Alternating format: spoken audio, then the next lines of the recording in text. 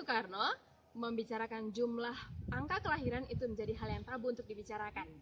Sedangkan di era Soeharto, KB menjadi andalan untuk mengurangi jumlah pendudukan. Tetapi di zaman era globalisasi ini, jumlah anak usia sekolah dan juga fasilitas yang lengkap, tetapi angka kesadaran akan pentingnya pendidikan itu menjadi menurun dibandingkan pada masa era Soekarno dan juga pada masa era Soeharto. Pada masa pandemi saat ini, kesadaran akan pentingnya sebuah pendidikan dan juga siswa yang serius untuk melihat video pembelajaran dan juga mengerjakan tugas menjadi menurun dibandingkan dengan orang yang serius untuk menyimak video pembelajaran dari guru mata pelajaran. Silahkan simak video pembelajaran kita berikut ini. Adapun tujuan pembelajaran kita di hari ini dengan mempelajari proses terlaksananya keluarga berencana di masa Orde Baru, siswa diharapkan mampu menerapkan peraturan yang sudah ada di masa depan nanti, agar tidak terjadi kepadatan penduduk di Indonesia dan juga mengingatkan kepada masyarakat sekitar untuk sadar akan perubahan dan juga perbaikan ekonomi ke depannya. Nah, jadi dari tujuan pembelajaran kita, kamu tentu sudah tahu dong apa materi kita di hari ini. Materi kita di hari ini itu mengenai keluarga berencana, KB. Tentunya kamu belum punya keluarga dong ya, masih anak sekolah. Ingat, harus serius belajar untuk menunjang karirmu di kedepan nantinya. Nah, dulu yang namanya keluarga berencana yang didengungkan Presiden Soeharto di masa Orde Baru sebenarnya sudah ada dalam pikiran beberapa dokter Indonesia sejak tahun 1950-an loh. Karena di masa itulah yang namanya ada istilah banyak anak, banyak rezeki. Betul tidak? Nah, begitu yang terngiang dalam kepala orang tua kita zaman dulu. Tentu saja kaum perempuan menjadi orang-orang yang paling sederhana. Tidak sedikit loh ibu yang meninggal dunia ketika melahirkan, bahkan banyak anak yang dilahirkan pun terkadang meninggal dunia.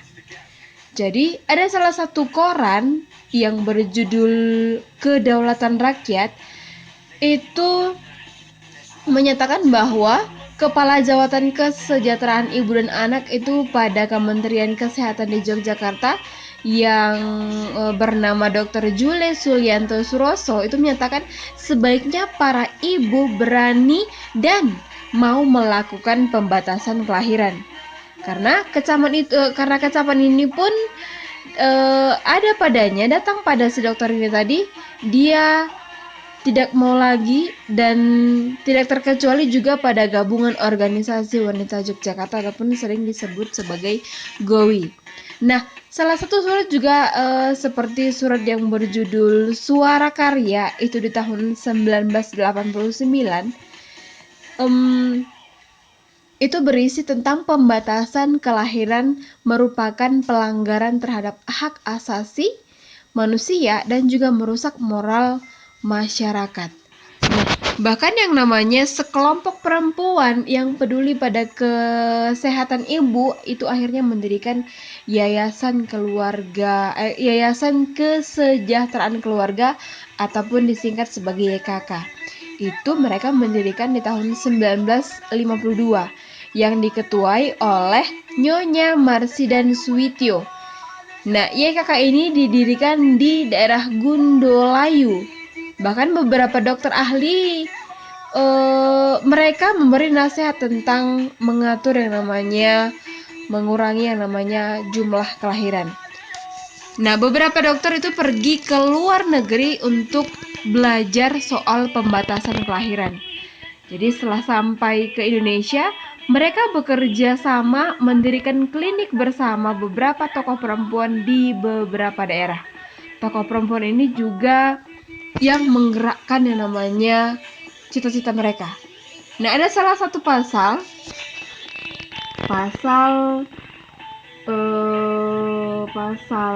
KUHP pasal 1 ada satu pasal 534 KUHP itu berbunyi, barang siapa yang dengan terang-terangan mempertunjukkan ikhtiar untuk mencegah hamil ataupun dengan terang-terang dan tidak meminta ataupun menawarkan ikhtiar atau pertolongan untuk mencegah hamil, atau dengan menyiarkan tulisan menyatakan dengan tidak diminta bahwa ikhtiar ataupun pertolongan itu bisa didapat, dapat dihukum dengan hukuman sekurang-kurangnya 2 bulan atau denda sebanyak-banyaknya Rp200 pada saat itu.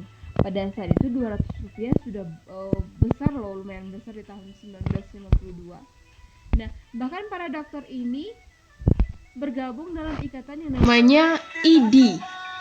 Jadi mereka berkumpul di Jalan Samratulangi di daerah Jakarta, tepatnya di gedung Ikatan Dokter. Nah, mereka membentuk Perkumpulan Keluarga Berencana yang kemudian berubah menjadi Perkumpulan Keluarga Berencana Indonesia atau disingkat sebagai PKBI. Dan itu ketuanya itu adalah Dr. R. Soeharto.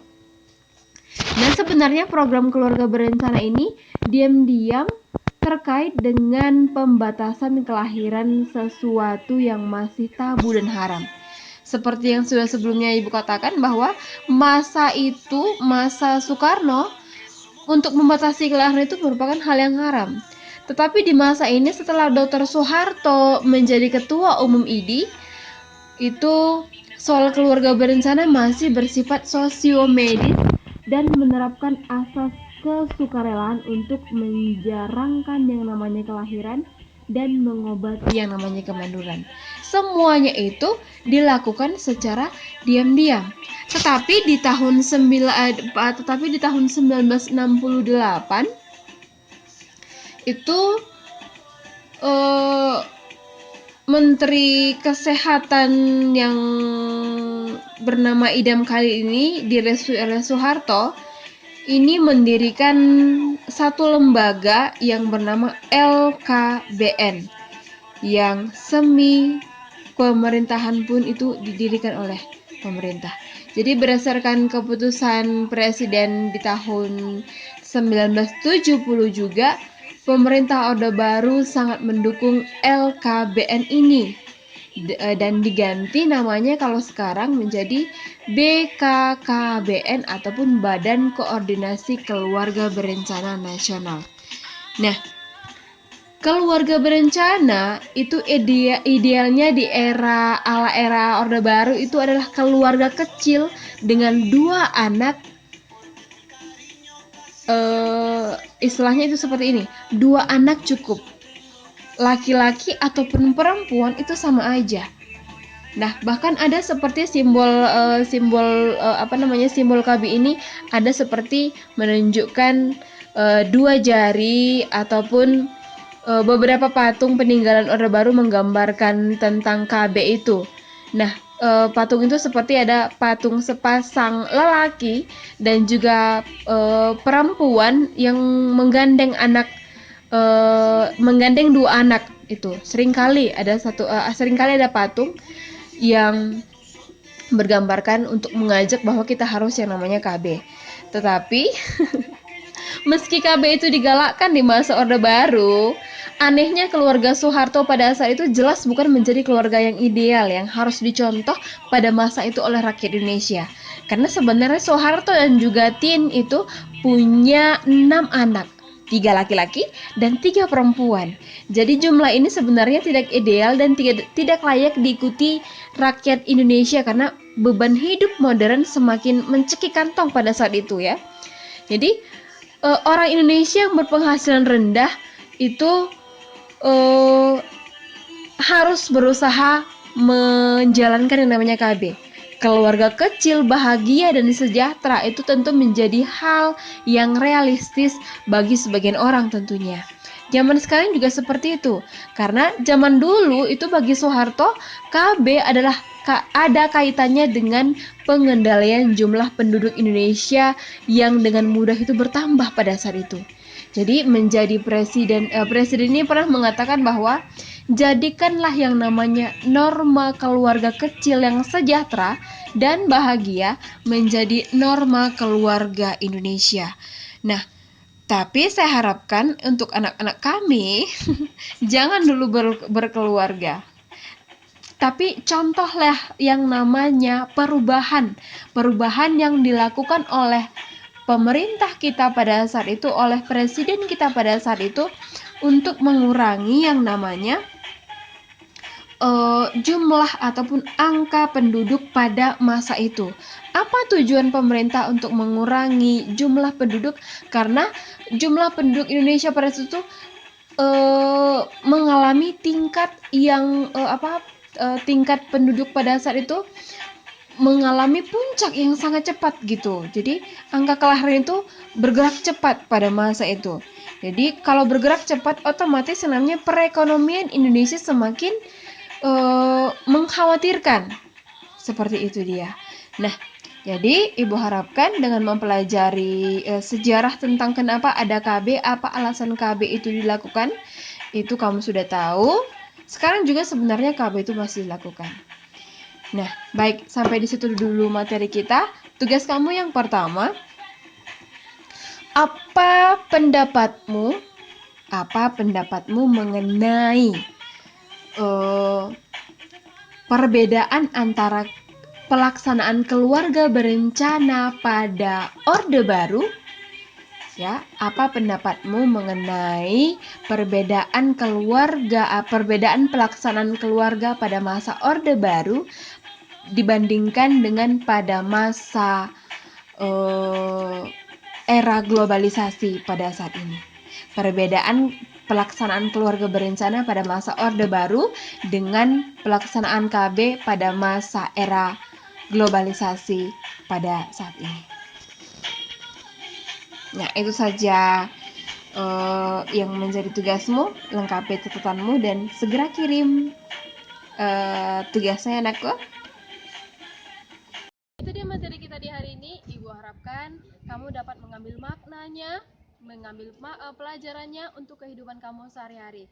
Tetap semangat, kerjakan tugasnya, ingat lengkapi catatannya karena di pertengahan bulan 10 kamu akan mengumpulkan catatan dan juga tugasmu ke sekolah kita. Salam SFD, semangat, fraternitas,